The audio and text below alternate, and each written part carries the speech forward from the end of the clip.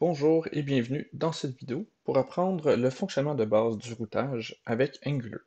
Alors pour commencer, dans une fenêtre de console, on va se créer un nouveau projet. Donc maintenant, on voit que avec la nouvelle version d'Angular, c'est merveilleux parce qu'il nous demande directement si on veut ajouter ou non le routing. Alors, on va dire oui, regardons CSS, et notre projet est en train de se créer. Donc, je vais rouvrir ça ici. Et on peut voir donc les fichiers de routing qui sont dans un propre module comme celui-ci. Maintenant, tout ça c'est bien beau, mais on va refaire un nouveau projet à partir de zéro, puis on va essayer de se rendre jusqu'à avoir notre module de routing. Comme ça va nous permettre un peu d'assimiler toutes les notions en chemin. Donc,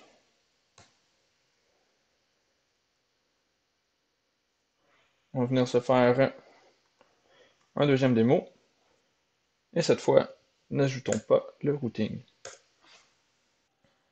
Donc, avec la magie du montage, voici le projet est prêt. Alors, il faut savoir pour le routage, la première chose qui est importante, c'est ici de venir dans index.html définir le base href, le mettre à slash. Donc, c'est important pour qu'il sache c'est quoi notre URL de départ pour qu'il parte le routing à partir de cette URL-ci. Donc maintenant, pour pouvoir démontrer un peu comment que le routage fonctionne, on va venir se faire quelques composants. Alors, on va l'appeler component 1, hein? Soyons original. Donc, on va s'en faire quelques-uns comme ça, donc avec le 2 et pourquoi pas un troisième. Donc voilà, on a 3 beaux components ici qui ont été créés. On est bien content. Donc, pour activer le routage, on va venir dans notre app module. Donc, c'est important de venir importer router module. Okay. Donc, voilà, router module. Il est ici. Et ensuite, on va pouvoir utiliser une petite fonction dans nos importations. Donc, qui va venir nous permettre de configurer les routes qu'on veut. Donc, c'est routermodule.forRoute. Donc, à partir de notre premier composant, c'est une fonction qui prend ici en paramètre un tableau. Donc, le tableau, ça va être l'ensemble de nos routes qu'on va spécifier pour l'application. Alors, chaque route va être un objet. Alors, ça va être un objet qui contient une propriété importante, path. Alors ici, ça va être le chemin pour accéder à notre objet. Alors, faisons cpt1 pour le premier component. Et le deuxième propriété, ça va être la propriété component, ici, où là on dit quel component charger. Alors, allons-y pour le component 1. OK? Donc, ça s'appelle component 1 component. Alors, c'est comme ça que ça a créé notre classe. Alors maintenant, on va ajouter aussi donc les autres. On va juste faire 2 et 3 qui vont charger component 2 et 3. Alors maintenant, on va aussi se mettre une route par défaut. Alors comment on fait ça, une route par défaut? Donc on va dire quand que le path est vide. Donc ce qu'on va faire, à place de charger un component, on va faire un redirect vers /cpt1. Okay, on va essayer ça.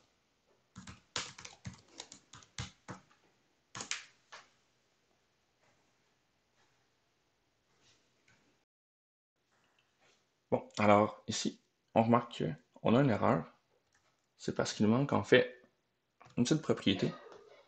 Donc, dans notre route par défaut, et en fait, là, je viens même de voir qu'il nous manque une virgule ici qui crée une erreur dans nos routes, mais aussi, il manque une propriété, c'est path match, ici qu'on doit mettre à full. Alors maintenant, sauvegardons. On devrait maintenant plus avoir de problème. Voilà.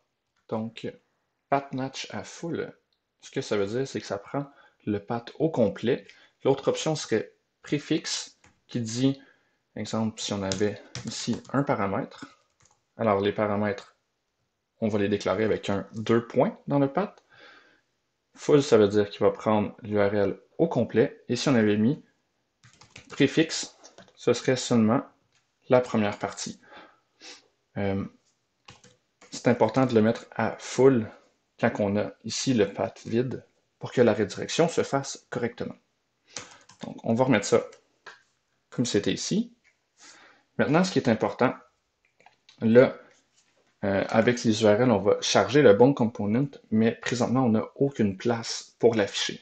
Donc, ce qui va être important, c'est de mettre un endroit où on peut l'afficher.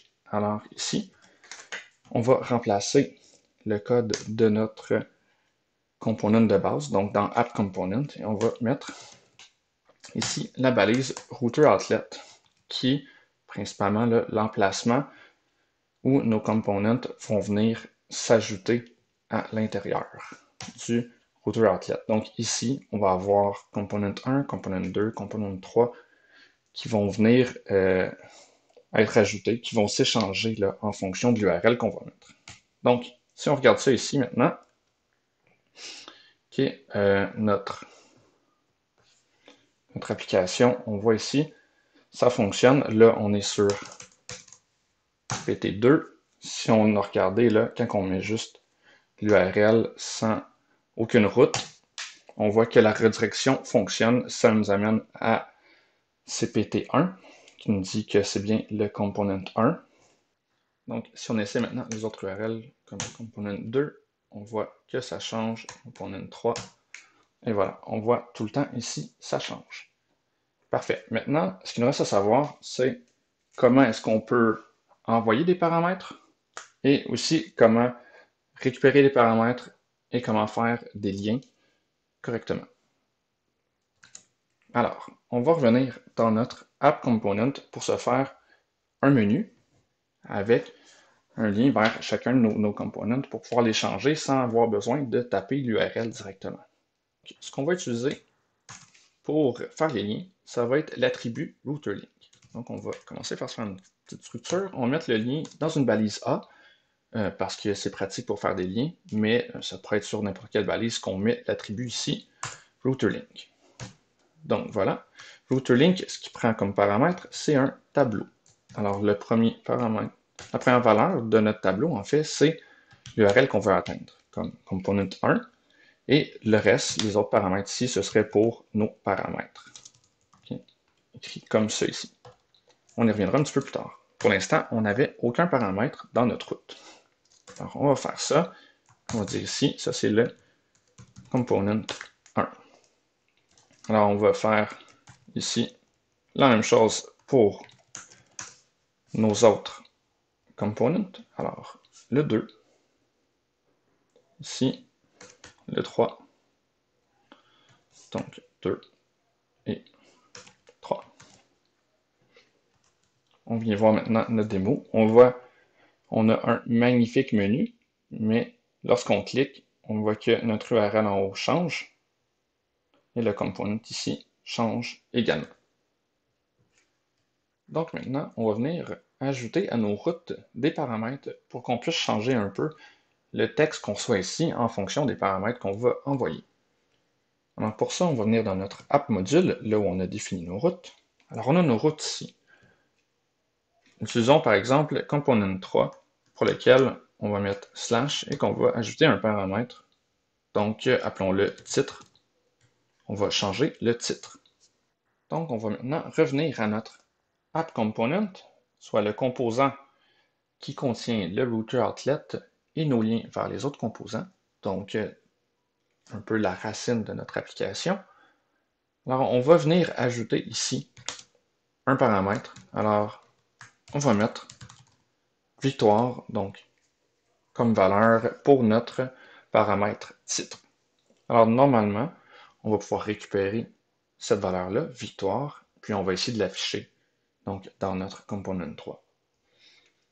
Alors, ce qu'il nous reste à faire, c'est venir ici dans notre component 3 et de récupérer le paramètre qu'on a passé dans la route. Alors, pour ça, on va avoir besoin d'un objet, appelons-le route, et ça va être de type activated route, comme ça ici. Alors, avec ça, on va pouvoir récupérer nos paramètres. L'endroit pour le faire, c'est dans le ng-init. Alors, si on regarde ça ici, ce qu'on peut faire, donc on va commencer par se faire dans notre classe, dans notre component, une propriété qu'on va appeler titre, qui va être de type string. Alors, on va pouvoir utiliser cette variable-là pour mettre le paramètre qu'on reçoit de notre route. Alors, utilisons this route. Point. Donc là, une des techniques, ce n'est pas la seule, mais c'est d'utiliser un snapshot, donc une photo à un moment précis. Alors là, ça va être lors du ng-init. On va vérifier quelle est la route. On va en prendre une capture et c'est ce qu'on va appeler le snapshot. Et là, donc, ça se trouve ici dans param-map.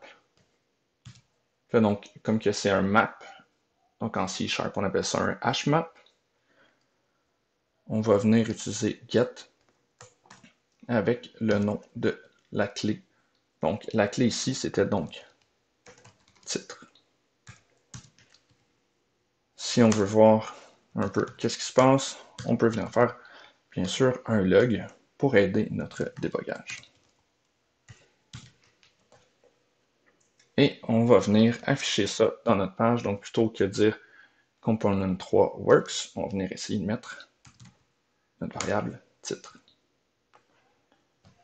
Donc, ici, la valeur qu'on met dans le get, donc du snapshot de la route, c'est le nom ici du paramètre qu'on a mis, donc après les deux points qu'on a mis dans notre route. Donc, on voit ici, ça s'appelle titre.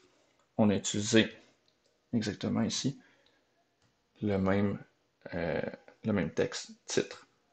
Je vous conseille fortement de faire des copier-coller pour être sûr de ne pas faire une faute de frappe. Si on regarde maintenant qu'est-ce que ça nous donne, on va essayer de cliquer sur Component 3.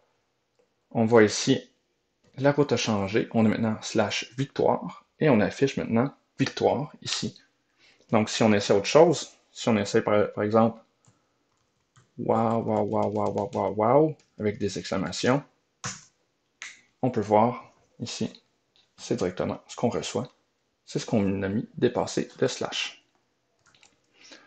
Alors, qu'est-ce qu'on peut faire avec ça? On peut, bien entendu, mettre plus d'un paramètre.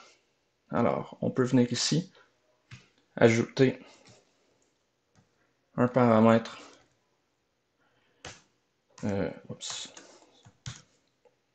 Donc, param2, je ne sais pas. Donc, on peut en mettre plusieurs comme ça ici. Ce qui est important, c'est que Angular soit capable de comprendre quelles sont nos routes. Alors, c'est important que un URL corresponde à une seule route. Il ne faut pas qu'il y ait rien d'ambigu. C'est-à-dire, si on avait, exemple, juste un paramètre, donc notre route, c'est titre, on pourrait bien sûr pas avoir un autre paramètre ici, un autre route qui serait, exemple, param. Parce qu'ensuite, il ne saurait pas quel component choisir entre ces deux-là. Par contre, ça va continuer de fonctionner pour CPT1 parce qu'on sait que quand c'est CPT1, il va aller là en premier, puis il ne va pas matcher la route avec un autre path, avec un autre composant. Donc, voilà pour un survol de qu'est-ce qu'on peut faire avec les routes en Angular. Vous apprendrez donc comment le transformer dans un nouveau module dans le prochain vidéo.